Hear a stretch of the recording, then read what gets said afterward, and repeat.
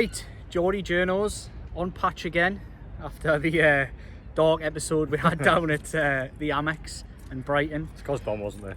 I think it was, you know. I think it was the breaking up of the dynamic trio that is the Geordie Journos. Right, we're on the quayside, as you can see.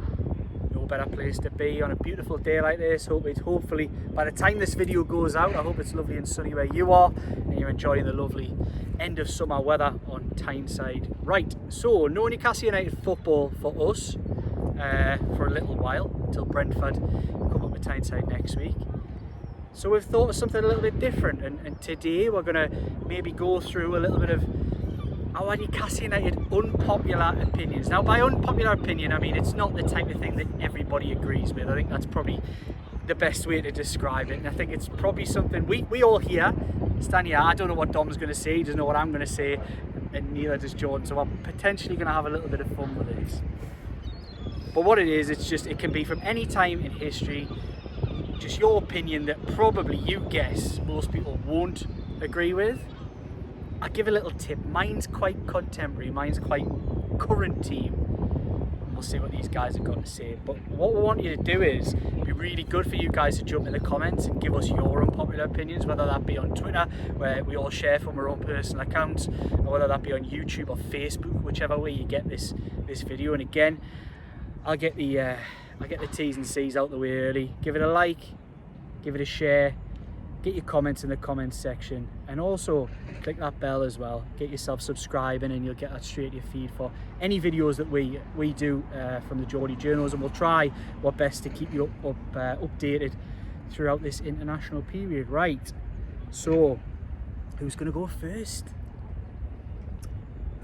Don't all jump in at once, lads. I think I'll get mine out of the way first, because I don't know, obviously I don't know yours, but I'm going to say mine's probably I'd probably say it's the most controversial. I'll say that now. Is it? I don't know yours, but I like it. I suppose we can make a vote at the end as to who we thinks is the most controversial. But good shout. My most controversial Newcastle United opinion is that Alan Pardew was not a bad manager for Newcastle United, and history probably proves, given what came after him, that he's one of Newcastle's most successful managers before Eddie Howe. So at the time, look, I'm probably being a little bit of a hypocrite here, because at the time I didn't want Alan Pardew in charge of Newcastle United. I was all for him being sacked at the time that he was. He wasn't sacked, he walked to Crystal Palace, and I was among the sort of the people celebrating that, because I thought he'd done his time at Newcastle, and he had at that time, I think he had. But looking back at history now, what he'd done for the club, first season came in, kept the club up from Chris Hughton, who was unfairly sacked at the time, and then at his first full season guided Newcastle United to 5th place, and since then Eddie Howe was the only manager that's guided Newcastle into Europe. So history reflects well on Alan Pardew. There was runs during that where don't caveat it. You've done your opinion. No, and there was runs where Newcastle did like to go on I remember the sign at Swansea away, the banner at Swansea away, where it was lost, draw, whatever. Not a Welsh town, Newcastle United's form in 2013, 14, whatever it was. But I think under the circumstances, under Mike Ashley's ownership, I think he done a good job. He kept the club up.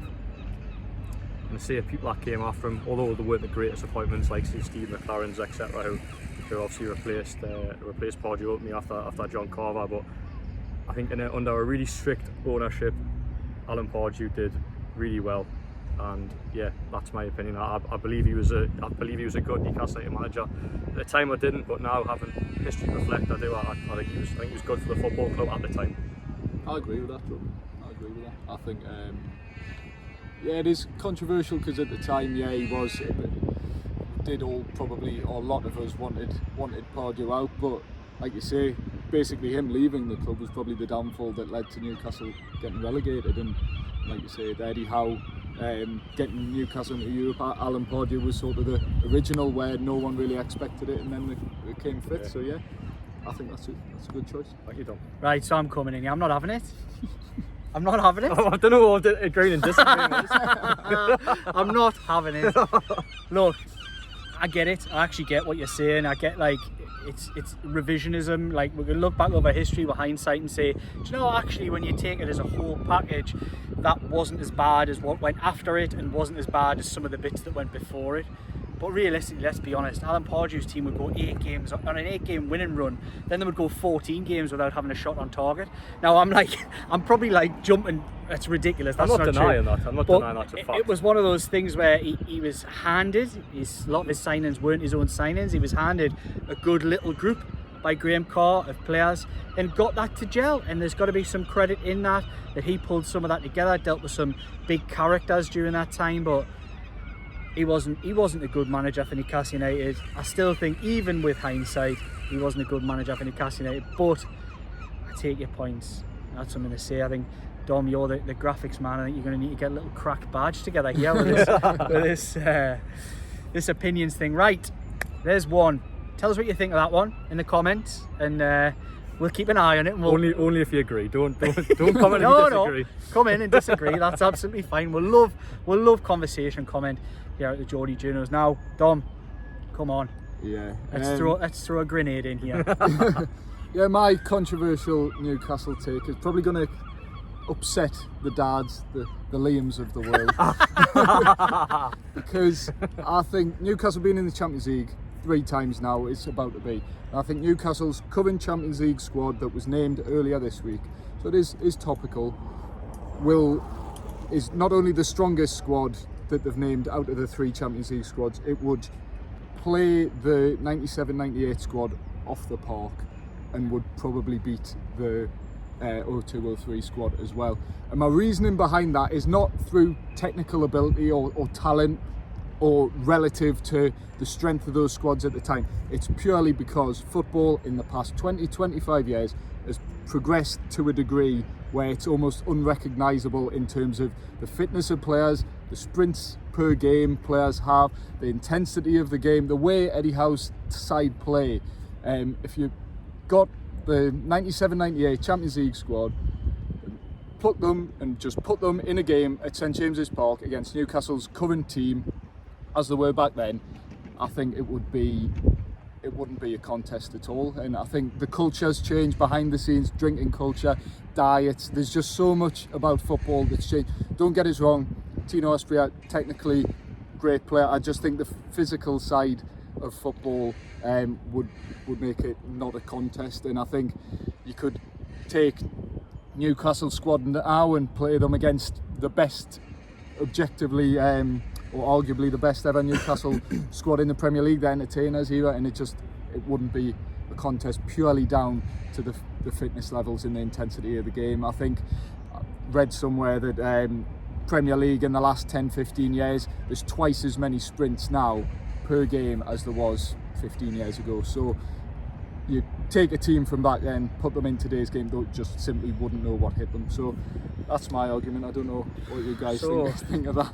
Dom, I think, did you do a degree in law? Because you've convinced me. I've gone from being, wow, that's a big statement, to actually, no, I think that's an absolutely fair point. Just as a little wasp flies around the camera there in case that jumped into the lens. No, actually, I didn't agree initially because my first thought was, wow, that's a huge statement with regards the personnel and the players. So I think there's a fair argument to say Newcastle United have a better back four now than they had, for example, particularly the second one, which was kind of more my real era when I was a season ticket holder at Newcastle United. Definitely had a better back four, but I would argue had a better goalkeeper back then in Shea Given over Nick Pope, given just the length of time he was a Premier League top Premier League player and an internationalist as well. And then I would say they probably had a better front six with the likes of Shearer, Bellamy, Solano, Robert, Kieran Dyer and others. I do think they had a little bit more of a dynamic front six than what they probably have now in terms of quality. But I think the point you make on fitness, the drinking culture is a really interesting one for me. That I seen an interview, and I think it may have been conducted by Sky Sports very recently, and it was with regards to Steven Gerrard talking about drinking culture at Liverpool and transformations that went on there in the late 90s to 2000s under Gerard Houllier, and Gary Neville talking about the opposite, about how that happened in Manchester United much earlier in 95-96, and how he believes a lot of the late performances and goals that Manchester United put during that great 90s side that they had challenging Newcastle United's entertainers at times was down to the fact that they were fitter and stronger than everybody else because they binned that traditional English drinking culture, which was still a big thing in football into the early 2000s. And we know from Quayside nights and things like that, and reports in the Chronicle, etc., and other publications that things like that went on in Newcastle United for a lot of time, a lot longer than other football clubs as well. So look, it still happens, don't get us wrong, they all let their hair down, but I do think there's a different culture in that respect. You've got nutrition, fitness, everything that a footballer does within their life, whether that be what they eat, what they do away from football, etc., is analysed to the nth degree. They're even sent on holiday with detailed plans. That just didn't really happen to the extent that it does now, and so I think there's a fair case. But what I would say is Newcastle had definitely had better technical players the first time around, definitely had better footballers, but yeah, they couldn't do yeah, it. the fitness thing is a huge factor. Yeah, so the only caveat I would have to that, which I agree with Dom, I do agree with his controversial opinion, but if you put the likes of, say, Rob Lee, Alan Shearer, I don't know, Kieran Dyer, etc., if you put them in this Newcastle team under Eddie Howe in terms of same access, in terms of the training ground now, nutrition as you mentioned, so overall fitness, I think they would be different players, and I think they would fit perfectly in this team. But if you're comparing it to that era to now, then I think I do agree. I think this Newcastle team would beat the previous two Champions League sides. So it's not amazingly controversial here at the Geordie Journals, but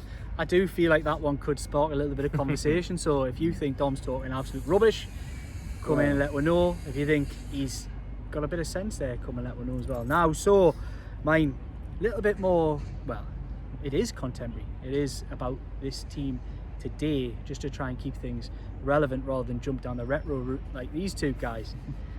I'm going to say this, and there are caveats to this, but I'm going to say a sweeping statement at first and I'll justify it. For me, in this current team, Joelinton is not a midfielder. Right? Joelinton is not a midfielder. So I say this in the politest possible manner. I think most people who watch these videos and have watched me on previous videos with other channels or through the Shields Gazette or Newcastle World will know I'm a massive fan of Joelinton. I absolutely love him. I think he's a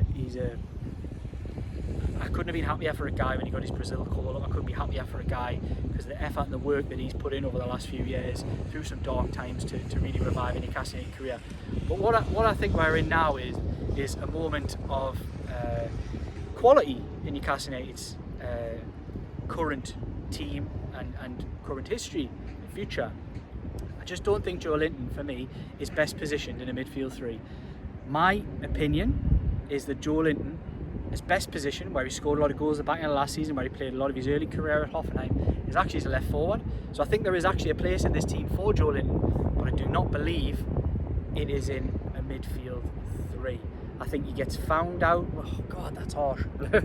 Doesn't get found out because he's a very good player. I just think he maybe speed of thought and speed of feet in technical games against Manchester City midfields, Liverpool midfields, and again Brighton midfields.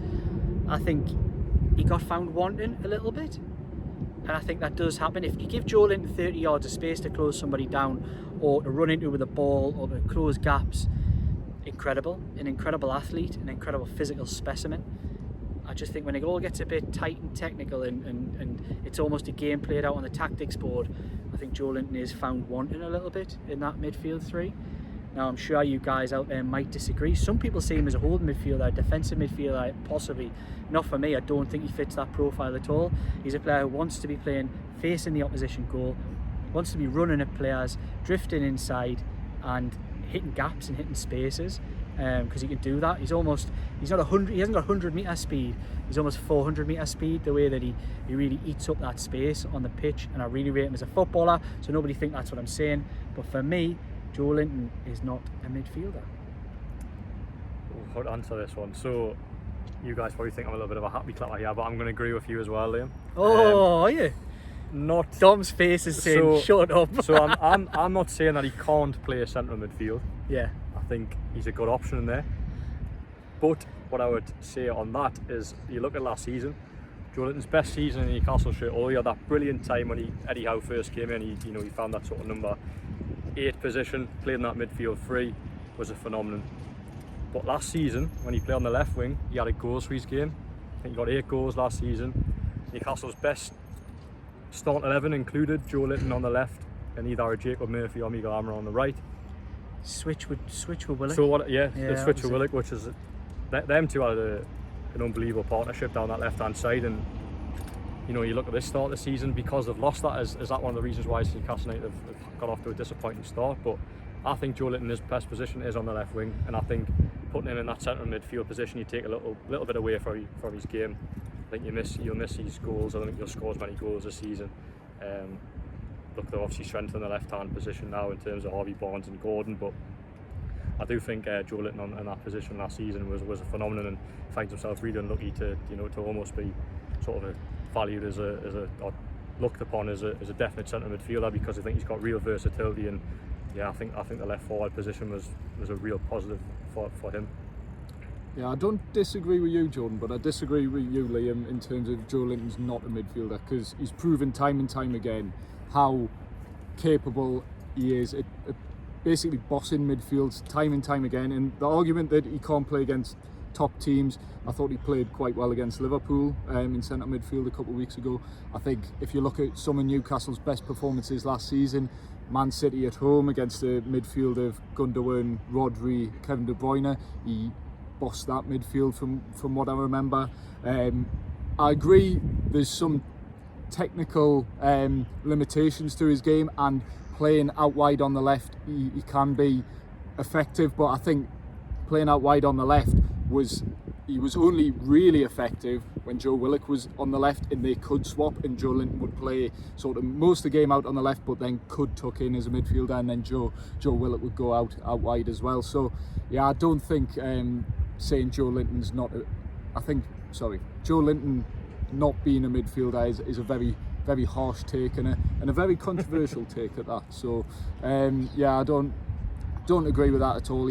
I think you look back, he came into midfield that Norwich City game, bossed it then. I think the one where he really sort of came to the scene, Man U, another top team, played midfield. I think he's had more good games at centre mid than he has anywhere else since he's arrived in Newcastle. So to say he's not a midfielder is wrong.